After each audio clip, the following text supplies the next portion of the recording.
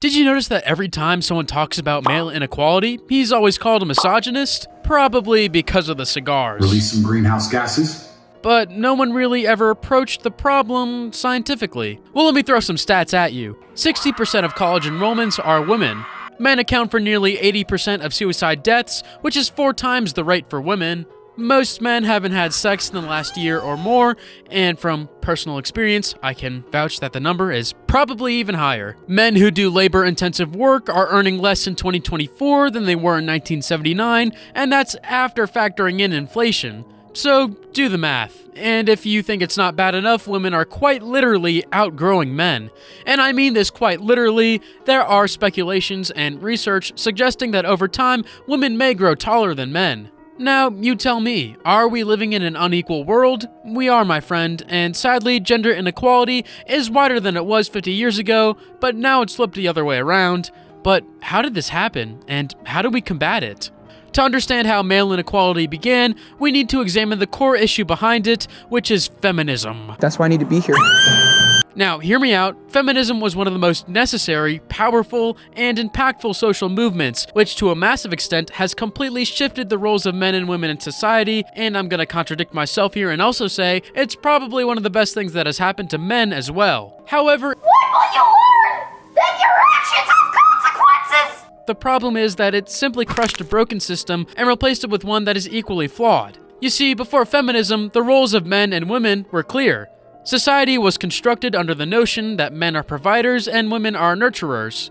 What defined a man was his ability to protect and provide for his family, and this system only worked because women couldn't enter the workforce and never had the opportunity to get educated. So basically, for a woman to survive, she had no other option but to get married to a man for financial stability and essentially just exist. Women simply didn't have a choice. Horrific, I know. But after feminism, where women were educated and entered the workforce, which again was incredibly necessary and crucially important, the dynamic shifted. And it shifted so quickly that I would say it's probably one of the biggest and most impactful positive economic reforms we will ever see in our lifetimes. But here comes the problem, it came at a cost. And that cost was men. Now I'm not gonna go all Andrew Tate on you and say crap like, women belong in the kitchen. Please, because 1, I don't have the swag to pull that off, and 2, because, bruh, it's just not true. Women are so powerful and incredible, it's a shame that anyone would say stuff like that about them. But let me get back to how the cost of feminism has impacted men, more specifically, their usefulness. I don't want to get too graphic here, but in 2024, men are really suffering, and I'm going to explain it in 4 categories. Are men smarter than women? Well, back in the day, statistically, the answer was no. Let me explain why. Men and women are, on average, equally intelligent, something studies have repeatedly shown, but here's the catch. The key phrase is on average, and my man Ben Shapiro was one of the first to explain this clearly. He basically said that although men and women are equally intelligent on average, the data is skewed.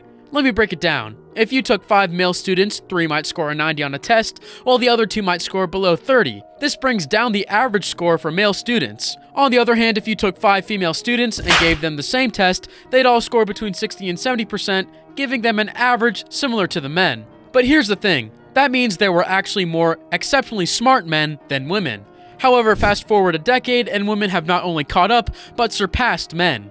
In high school, 2/3 of the students with the best grades are girls, while boys dominate the lower performance brackets, indicating a widening academic gap. The education gap has shifted from 13% in favor of men to now, where 15% of women are achieving higher academic results. Women now represent nearly 60% of college undergrads in the US, a significant shift from the 1970s, when men were more likely to earn degrees. This trend has led to a situation where men are less represented in higher education, with 62% of incoming freshmen at the University of Vermont being female. And that's just the tip of the iceberg. Would you believe that in nearly every age group, economy, and field, women are leaving men far behind? This brings me to the next section. Did you know that in 2 out of 5 households, women are the primary breadwinners? 40% of women now earn more than men, and I don't know if women fully understand this, but nothing makes a man feel more worthless than not being able to provide for his family. Think about it. What do men bring to the table anymore? One of the most vital parts of being human is the feeling of being needed. We all want to feel useful and necessary as individuals. From an evolutionary perspective, women naturally feel more needed than men because a child needs their mother to survive. A baby literally cannot survive without the mother breastfeeding it. But that's not the case with men. It's not surprising that one of the most commonly used words by men before they take their own lives is useless or worthless. And this isn't just about economics or finances, it also applies within the context of relationships and marriages. What does it even mean to be a dad anymore? His role has completely shifted.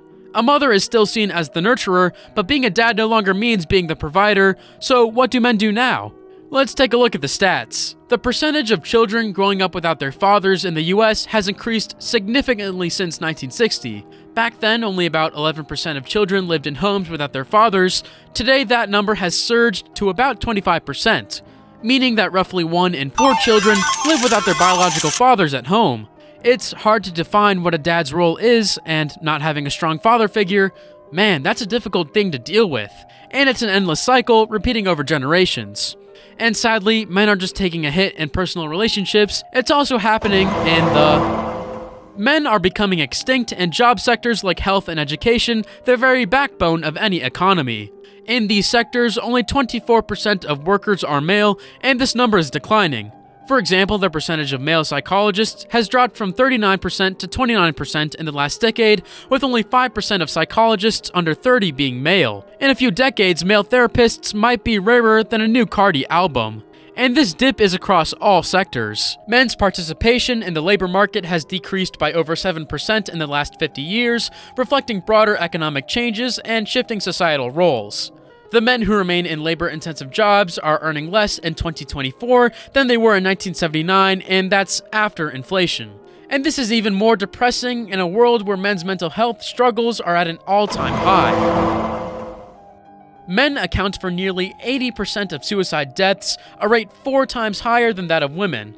Approximately 21% of men report binge drinking, nearly double the rate for women, which might be an indication of the unhealthy coping mechanisms. For decades, men were asked to be strong and resilient and never show weakness, and even though it's more acceptable to seek help now, men simply don't know how to. Guys don't really talk to their bros about their problems. We're not like women who could just talk their hearts out and cry out their problems and feel better. Most of us barely have someone to talk to, and bro, trust me on this, we simply don't process our emotions. We all still love that one girl, and we are just not over her no matter how tough we act, and it's just the universal truth. All of this just makes it a tough time to be a man, and good luck if you're one, but don't worry bro, I've got some practical tips that we can all implement to combat this crisis. Step 1. Implement an educational reform where boys start school a year later than girls. There are 2 reasons for this. First, the boys in the class would finally have a shot at being on equal footing with their female classmates because for once they'd actually be older. Second, men develop their prefrontal cortex much later than women. The prefrontal cortex is the part of your brain that helps you focus on your physics exam instead of binge watching Mr. Beast videos late at night. This is also why girls mature faster than boys. It's been proven that during adolescence, boys take almost a year longer to reach the same level of brain development as girls. A 1-year gap could completely revolutionize boys' academic performance, completely changing the educational gap between men and women. Step 2.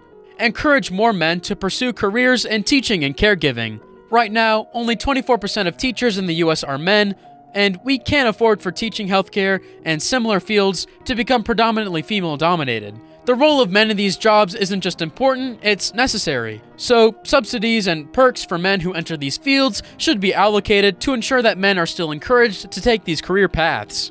Step 3. On an emotional level, we need to support men more. Sometimes, something as simple as a random good morning text to your guy friend can brighten his day.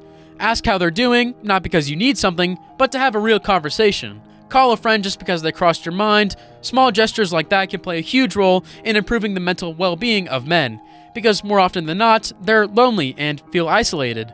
I also believe that men who have their lives figured out really need to step up and guide the younger generation on what it truly means to be a man. Lastly, I have a message for the women out there. Some of the most crucial figures who stood up for feminism were men. Now it's your turn. I know men haven't always been perfect, but maybe you can teach us how to be perfect.